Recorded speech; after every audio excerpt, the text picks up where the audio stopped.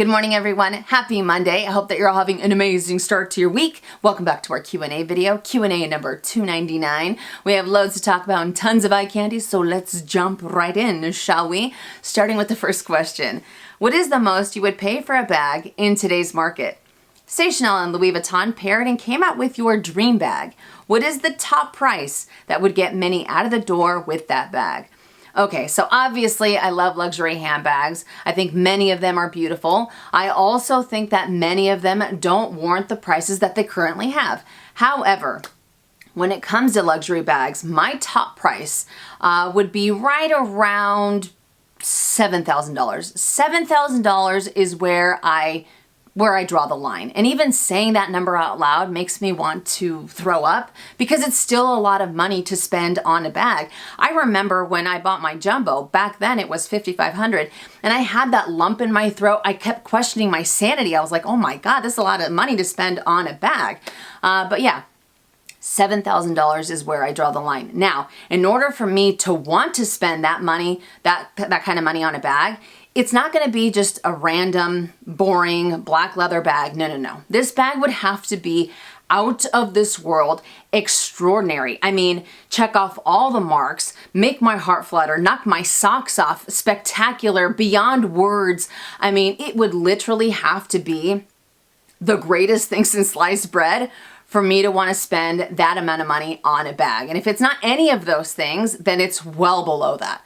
That's just me. That's the way that I view it, and I am totally okay with that. And it wouldn't have to be a Chanel bag or a Louis Vuitton bag, or if they came together and made a collab, it wouldn't matter.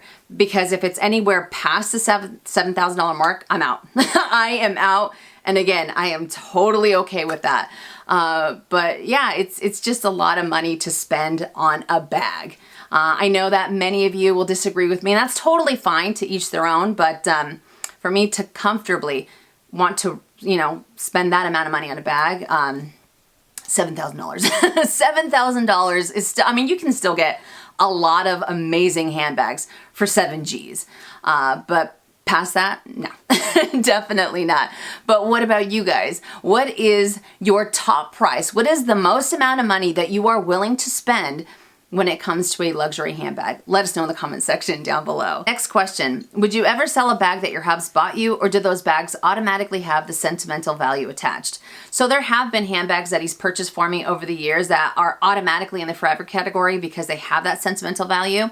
And there have been others that I have sold throughout the years. And I remember the very first time that I was thinking about selling a bag that he bought for me. And I asked him flat out, I was like, hey, I really think that this bag is beautiful, but it doesn't work out for me anymore. It's not comfortable, or whatever the case may be. And I was like, do you mind if I sell it? And he looked at me and he's like, go for it. If it doesn't make you happy anymore, go for it, sell it. And, maybe you could put that money towards something else that you're looking at. And I love that. We feel the same way when it comes to gifts that we have given each other, because if I have purchased something for him over the years and it no longer makes him happy, or it no longer works out for him, we view it as, if you put that money towards something else, it's like that person is buying you a gift all over again, and I know that a lot of people disagree with that, but I don't feel bad when he sells something that I have given him, and he doesn't feel bad when I sell something that he has given me, because again, it's like we are buying each other another gift all over again. So I don't know, that's just the way that we see it. But there have been other bags that automatically have that sentimental value, especially if we're on a trip or what have you, and I just attach all those memories to that item. So it's been a little bit of both. Next question. What are your thoughts on Louis Vuitton vintage versus current quality? Do you feel like the quality was better then overall? Same question for Chanel. I feel like these two fashion houses have gone downhill with quality in general. Thoughts? All right, so when it comes to Louis Vuitton, I absolutely adore their older pieces, especially their canvas, because back then their canvas was a lot thicker, and I love the way that it felt, because it's like whenever you grabbed it, you're like, yes, this feels like something that's durable. This feels like something that has that quality that you're looking for, versus now their items or their canvas is a lot more flexible. It's a lot more lightweight. At the same time, back then, you used to hear of canvas cracking all the time because their canvas was so much thicker. So Louis Vuitton really changed it around by making it, once again, a lot more flexible, a lot more lightweight. So you don't hear of canvas cracking. Actually, I haven't heard of any canvas cracking nowadays as you did back then. So as much as I love that thick canvas, it was also prone to a lot of issues, and cracked canvas is something that you couldn't fix. It's not something that you can take into repair or anything like that. So it kind of has its pros and its cons, but overall, I personally prefer their older pieces. I just love the way that they look. I feel like they're a lot more classic looking, regardless if it's a seasonal bag or not. It just, I don't know, there's a certain look to it. There's a certain type of feel that those bags have compared to nowadays. Nowadays, even though I know it's lightweight and it's very comfortable, at the same time, it feels somewhat cheap. You know, and I hate to say that word, but it feels somewhat cheap because it just doesn't have the oomph that you're looking for, that you're anticipating. At least that's the way that I feel. Now, when it comes to Chanel, I've actually had issues with one or two pieces the entire time that I've been buying Chanel. So I think that some of their older pieces are absolutely stunning, especially their vintage bags. I mean, because there are bags from from the 80s that still look, I mean, they're in immaculate condition.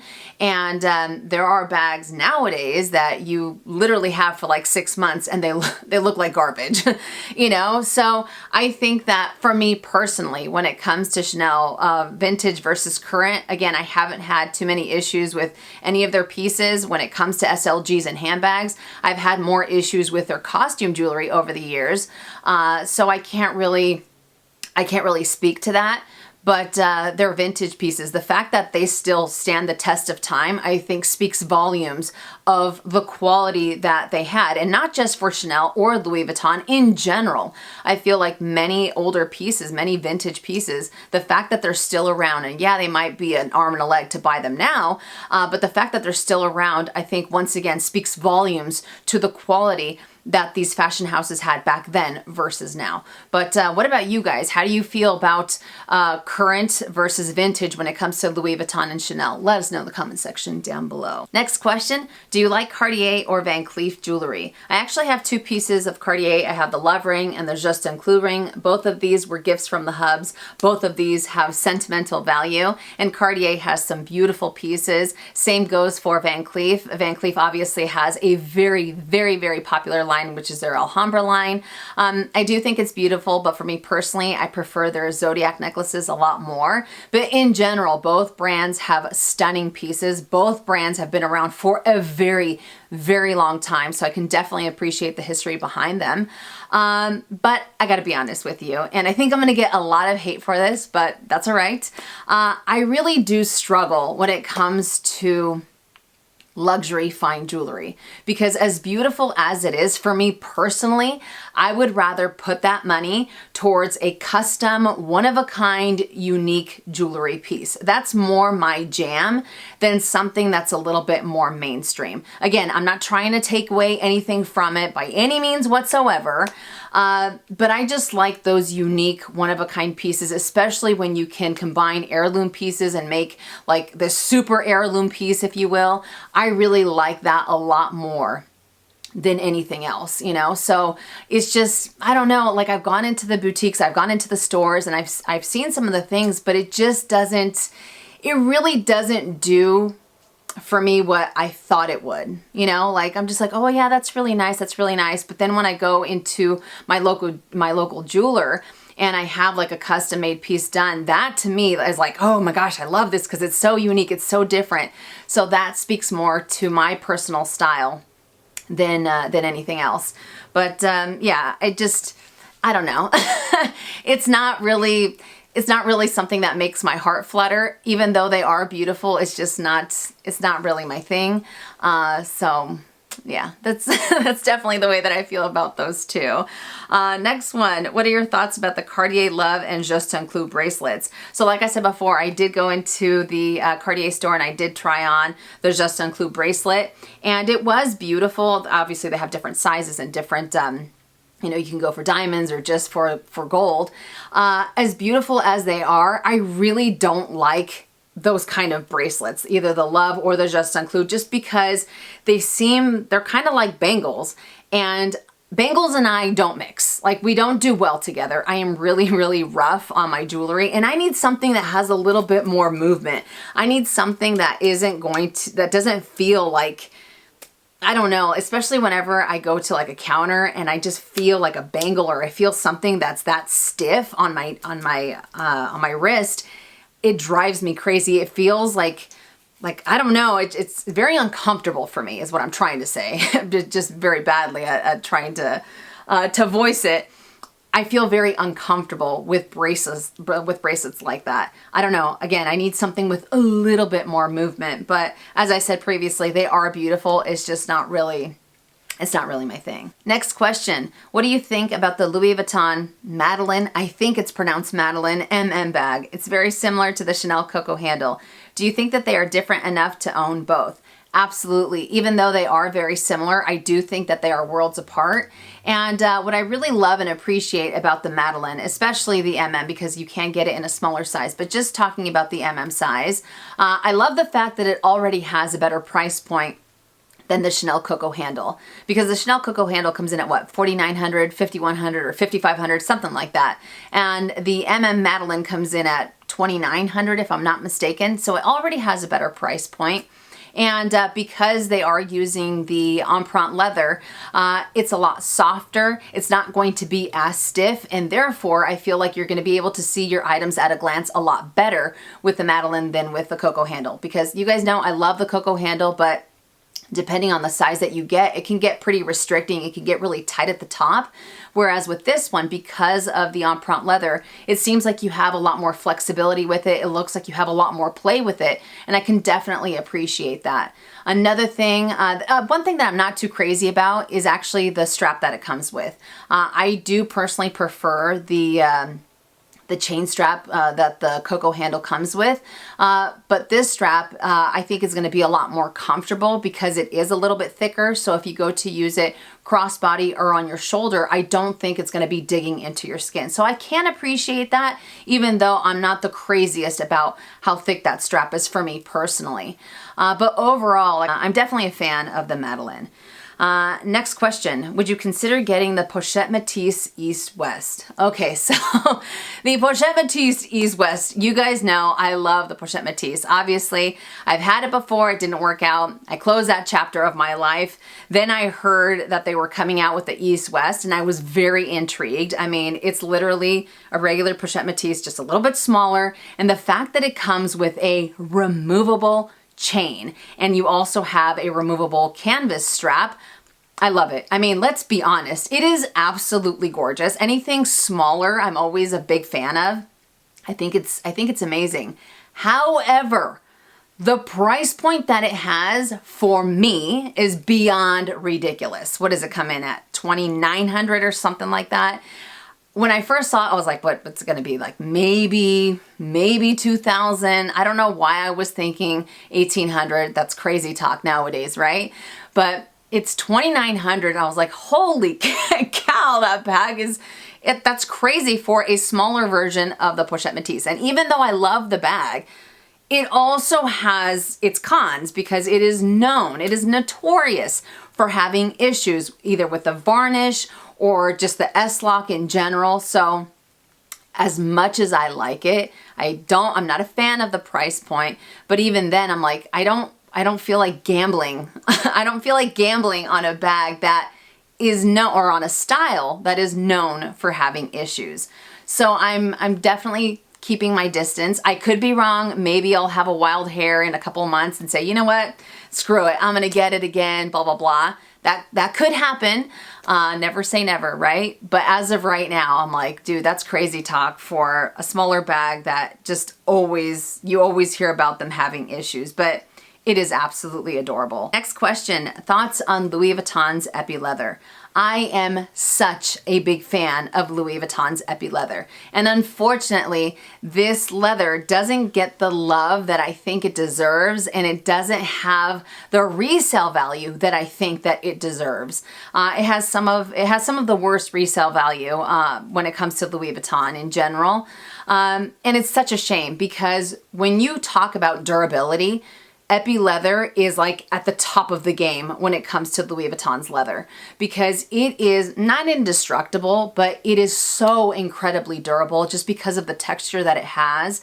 And I mean, there are pieces that are easily 20, 30 years old that still look brand new just because of how that leather ends up aging. Don't get me wrong, there are some Epi pieces, especially their Speedies back then, that they get those gnarly creases and you can't get rid of those creases. But overall, it is such a durable material. It's just not the most appealing because of that same texture. It looks a little bit funky, but if you want a durable leather from Louis Vuitton that definitely stands the test of time, it's Epi leather. No doubt, I mean, no doubt in my mind. And I have had Epi pieces in the past. I never had a handbag, but I've had Epi SLGs and they always looked like brand new, like nothing had happened to them. So insanely durable. It just has terrible resale value, and it really shouldn't considering how durable it is.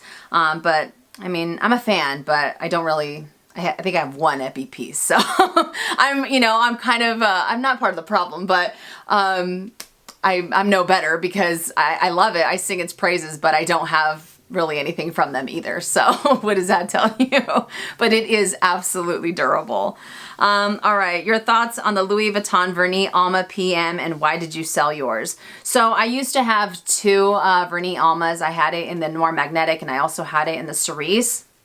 Beautiful colors, black and red, no surprise there. And I think that when it comes to Vernee, Louis Vuitton definitely knocks it out of the park with their colors because the colors are so vibrant. They are so vivid. They are insanely beautiful. But Vernee is very temperamental. I don't like the fact that I could see the fingerprints on it. That drove me nuts. Plus, with Vernee, it is prone to, if you get any type of print on it, if you get anything, any kind of print, like I said before, or anything that kind of sticks to it, it'll transfer over to the bag, and it's really hard to remove if you can remove it at all. So it's not necessarily super delicate, but it can be, especially if you set it up against other things. Not only that, if you do store it, in front of direct sunlight, that same coating that the Vernee has to make it shiny can start to get very foggy, and it doesn't age very well if it's again in the sun or anything like that. And their lighter colors are prone to yellowing again because of the clear coating that they use to make it so shiny. But is it beautiful? Absolutely. I just found it to be a little bit more temperamental, if you will, a little bit more, and I say this loosely, a little bit more delicate than I would have liked when it came to that bag. I felt like I would have to kind of hold it away from my body just because I didn't want it to rub up against anything, because once it gets that color transfer, it's almost impossible to lift off as well. So, I mean, it sucks because they are absolutely stunning. And you want to hear the craziest thing of all, even though all those cons that I just mentioned, there is still a part of me that would love to add a Vernee Alma GM to my collection. It makes zero sense. I am totally nuts. But a GM Alma that is massive, because obviously they don't make those anymore, I think would be amazing. And I have thought maybe once or twice, or maybe it's in my cart already. I just haven't pulled the trigger on, buying it, but I would love to go for another Alma Vernee, which makes zero sense because I just said why it doesn't work out. See what I mean? Sometimes old Minnie creeps back in and she's like, oh my God, wouldn't it be amazing? You should get it. But anyways, that's neither here nor there. But in general, Vernee Almas are stunning. They're just a little bit more delicate than I would personally like. Next question, thoughts on the Louis Vuitton Keepall 25 Eclipse. So you guys know that I have the Kiko extra small. I love it in the reverse monogram Eclipse. I think it's a beautiful bag. The Kiko 25 in the Eclipse I think is a beautiful bag as well. Obviously it has a bigger opening. Therefore, you can see your items at a glance. You're going to be able to fit more items in there a lot easier than with the extra small. The thing that I cannot stand about the Kiko 25 Eclipse is the strap that it comes with. Why do they continue to make these straps with the fabric? The fabric strap is such a slap in the face for me when it comes to a luxury handbag or to a luxury, I don't like the marriage of the fabric strap with canvas and some leather. I just think it takes away from the bag in general. If it had the leather strap, I would be very, very inclined to get it and maybe sell my extra small to get this one because obviously it's a little bit bigger. It doesn't have the craziest price point, $21.70, but just the fabric. Why Louis Vuitton? I feel like they're cutting corners by just, let's add a fabric strap because it's so much more comfortable. Yeah, it's more comfortable, but it is hideous on a bag. Those are just my 2 cents though. So next question. What do you think about people saying that unboxings make them depressed? Depression is not something that I take lightly, and I know it might sound very after school special, it might sound very, very corny, but when it comes to unboxings, when it comes to luxury unboxings, I would say that everything that you see online, be it YouTube, Instagram, or any other type of platform, when it comes to unboxings or anything else, take everything that you see with a grain of salt. And I know that might sound easier said than done, but I truly wholeheartedly believe that. Take everything that you see with a grain of salt because people only show a small sliver of their lives when it comes to a public platform. So, I mean, again, I know it's easier said than done, but none of us truly know how someone was able to acquire an item to add to their collection. And I'm not sitting here saying that, oh, they were able to get it by doing this, by doing this, by doing that. I'm not insinuating anything either.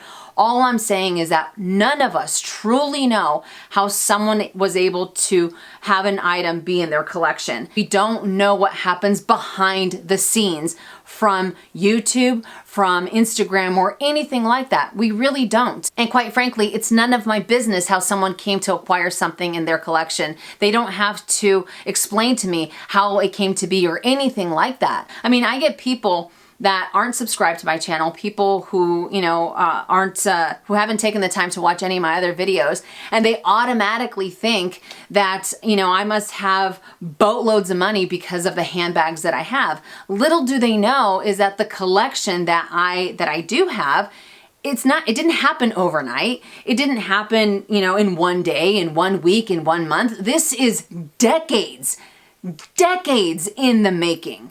You know what I mean? It just might look like that, but that is not the case. I personally don't feel that anyone should compare themselves to anyone else, especially when it comes to tangible goods, because no one really knows. There might be a lot going on behind the scenes that we will never be privy to, and that's fine. That's fine, but you know, take everything that you see with a grain of salt. That's all I can say. But again, it's not, depression is not something that I take lightly, but it can be, I know it can be overwhelming when you see so much, you know, or when on social media in general, not just luxury unboxings, just things in general. It can really distort someone's perception of what reality truly is, you know. But again, those are just my 2 cents, and I'm not trying to make anyone feel bad by any means whatsoever, but that's the best way that I can put it. But I would love to hear your guys' thoughts on this topic. What do you think? Share with us in the comment section down below. Next question, do you use protective stickers on your hardware? Worried that they'll affect the color? I mean, I don't go out of my way to buy protective stickers for my handbags. There have been times when I am very eager to peel off the protective sticker. Other times I will leave them on there for eons. I know that recently I took off the sticker off the grommets on my GST, and there was nothing wrong with it. I know that this is something that, you know, a lot of people kind of debate about, because I've had sales associates in the past, and I've heard other people say that their sales associates have told them to remove the protective stickers because it'll harm the hardware, it'll start to tarnish, it'll change color and things like that.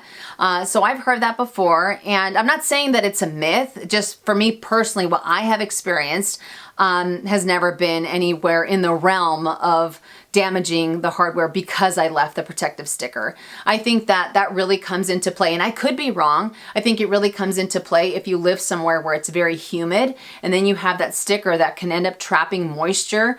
I think that's when you might end up having some kind of tarnishing happening, or maybe some color changing happening when it comes to that hardware. Otherwise, I don't think that it's that big of a deal. Again, these are just my 2 cents. This is just what I've experienced in the past. So I don't think it's a problem to leave the stickers on there for, you know, forever. But I can tell you that once I see a little bit of that sticker start to peel off, that drives me nuts. I feel like my eyes immediately go to that little piece and I'm like, I gotta peel it off. I gotta peel it off because I do not like the way that it looks when it's half on, half off. You know what I mean? Do you guys do the same thing? If you do, let me know in the comment section down below.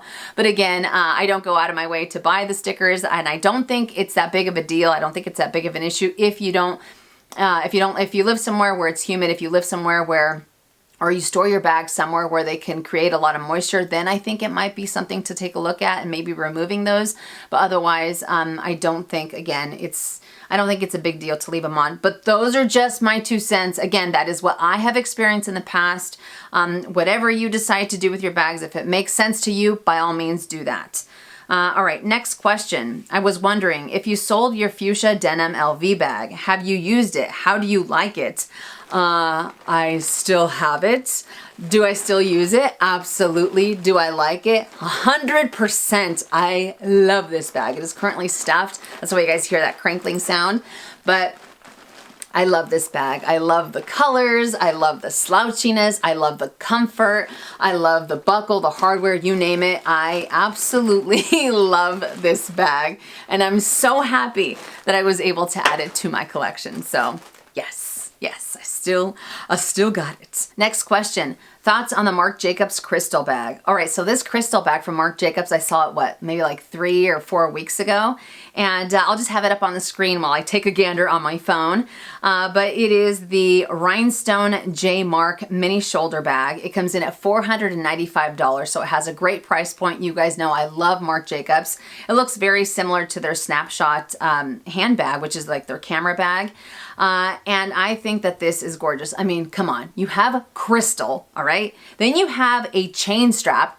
Love that. And then you have leather on the interior. And the interior looks like it has 3 credit card slots. I could be wrong. So you have credit card slots. It's like it has so many pros, you know, and it doesn't have a ridiculous price point either. So I love this bag. I think it is absolutely gorgeous. Next question. What are your thoughts on the Louis Vuitton Loop Hobo? All right, so this bag looks like it is insanely comfortable, right? It's insane. It looks like it's insanely comfortable. I like the slouch that it has. You have the monogram, the reverse monogram. You have a chain. Obviously, it comes with a little detachable zip pouch, if I'm not mistaken. So it has a lot going for it. But when I look at it, even though I can appreciate the slouchiness and how comfortable it might be, all I see is the croissant bag that I had before. And those half moon shaped bags are just a pain in the neck to get in and out of. And I feel like all of your stuff gravitates towards the middle, and that drives me up the wall. So this one is a lot bigger. Obviously, you're going to be able to fit a lot more. And there's no denying that it is a gorgeous, gorgeous bag. But again, all I see is a croissant bag and how everything would just go towards the middle. And when you're at the checkout wanting to get that one thing out, or your wallet or what have you, I feel like you have to go through the entire bag multiple times in order to get to that one thing, because everything, again, just gravitates. And it just, it drives me crazy, but it is absolutely beautiful. Absolutely beautiful. Next question. What size Fendi Baguette would you get in the leather version? The same size as my red SeeQuins. I really like the larger size just because you have a lot more I mean, you can either go for a lot less with what you're carrying or a little bit more, and I love how spacious it is. And even if you are carrying a little bit less, I like the slouch that it has. Not to mention that the leather version and the fabric version are the same price. And in my eyes, in my opinion, even though I have had a fabric baguette in the past, so the Mama Baguette, I just feel like the leather would age a lot better than the fabric, because the fabric can start to have like that pilling on the sides, especially on the corners. So that's why I would go for the leather, but definitely the larger size. I love that one the most. All right, next question. Any vacation plans for, it says 2024, but I'm assuming 2023. Yes, we do have 2 big trips planned. One of them is actually something that I've talked about on here before, but it's going to Mexico. We were supposed to go to Mexico this past year, but we had something come up, so we had to put it on the back burner. But the Hubs is super excited about Mexico because he wants to eat his way through Mexico. Mexican food is his favorite cuisine. I am personally not the biggest fan of Mexican food, so that's gonna be pretty interesting. But every time we talk about it, every time it comes up, he gets so pumped. He's like, I can't wait, I'm gonna stuff my face. We watch traveling YouTubers, and whenever they go to Mexico, we like to see like the cuisine and stuff like that. Obviously, it's very different from anything that we have here. But he is like so pumped. So like I said before, that's going to be pretty interesting, but Mexico is definitely one of the destinations that we will be hitting up next year. What about you guys? Do you guys have any exciting vacation plans for next year? If you do, let us know in the comment section down below. Next question, how do you keep handbags always smelling good and fresh? So there's not something that I would necessarily add to the bag. There are some things that I would personally stay away from when it comes to ensuring that your handbag stays smelling fresh. That would be number one, making sure that it is not stored in a box, because when you store it in a box, I feel like that's when you can start to get that musty odor. It can start to create a lot more moisture as well. Or if you store it with towels to have them keep their shape, those towels start to create moisture, and again, you'll have that musty odor. So that's something that I personally would stay away from. Something else that I would stay away from would be dryer sheets, because dryer sheets, you're not necessarily pulling any type of scent. You are adding another layer on top of whatever scent that bag already has. So that's personally something that I would steer clear from. If you want to pull a certain smell, I would use baking soda. If you put baking soda in a little container and you put it in a bag in a really dark room, that can start to lift off the smell as well. But like I said before, it's not necessarily adding anything to it, because I feel like, especially with leather handbags, you're gonna start to get that rich goodness, that oh so delicious smell of leather coming out on its own. But it's when you start to add other things to it that I think that's when it starts to affect how the bag ends up smelling as time goes by. Or if you end up adding mothballs to it, you want to avoid adding mothballs because those have a certain smell too. So again, it's not adding anything, it's just, kind of keeping those things away. But that's what I do. You guys might do something differently, to each their own. But that's how I personally like to keep my handbags staying the way that they are, having that leather smell come through, because that's the smell that I absolutely love. It's very intoxicating, right? And the last question, would you mind if your YouTube subscriber or IG follower said hi to you when they meet you in public? Would I mind? Absolutely not. I love that. I've only had that happen a handful of times, but whenever it does happen, I get so excited. What I can tell you is that it catches me off guard when someone says, hey Minnie, how are you? Because whenever I hear that, I automatically think, oh my gosh, I forgot their name, because I think I know that person from here or from there, and I feel like such a heel if I can't remember someone's name. I'm really good at remembering names and faces. So when that happens, I'm like, oh my gosh, why would you forget? You're such a turd for forgetting their name. That automatically goes through my mind until I hear them say, I watch your videos or I follow you on Instagram. Then I'm like, whew, I didn't forget their name. But I absolutely love it. I love talking to you guys about handbags, especially when I'm out and about. I know that I've seen a couple people at Sephora, especially in like the lip department. But yeah, I think it's amazing. I think it's absolutely amazing. And I'm not one of those people that, oh, don't say hi to me. By all means, come and say hello. Say hello to me. Let's talk bags, because I think it's wonderful. Absolutely wonderful. So I don't mind it by any means whatsoever. All right, you guys, so that does it for our MMQA. I hope that you enjoyed it. I hope I was able to answer your questions. And I cannot believe that we are on $2.99. Our next one is gonna be our last MMQA. That's insane. My goodness. But it has definitely been fun. But I welcome your guys' opinions and thoughts on anything that we discussed in today's video. And I hope that you enjoyed it. If you did, make sure and give it a thumbs up. If you haven't already and you would like to, please subscribe to my YouTube channel. And for those of you that celebrate Thanksgiving, I wish you a very, very happy Thanksgiving, and I hope you're able to make some amazing memories. But I love you guys, and I will see you later. And as always, make it a fabulous day or not, the choice is yours. Have a great day.